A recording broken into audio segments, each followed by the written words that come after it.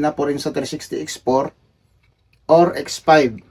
So yan, mga kailangan niya. So yan, ready na siya ngayon ikabit.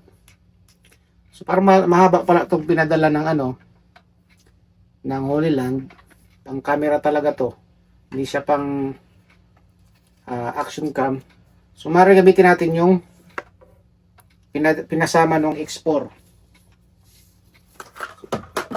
Yan.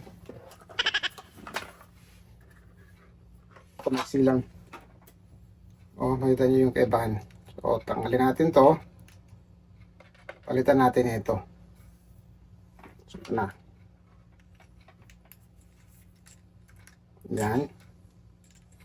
And then, ito. So, sakto lang.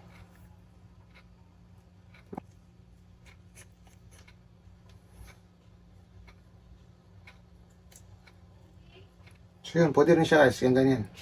So, subukan natin mamaya pag okay na at papakita natin sa inyo kung talagang worth it ba ang pagbili natin. You can watch the full video on YouTube on Purpose TV and don't forget to like and subscribe.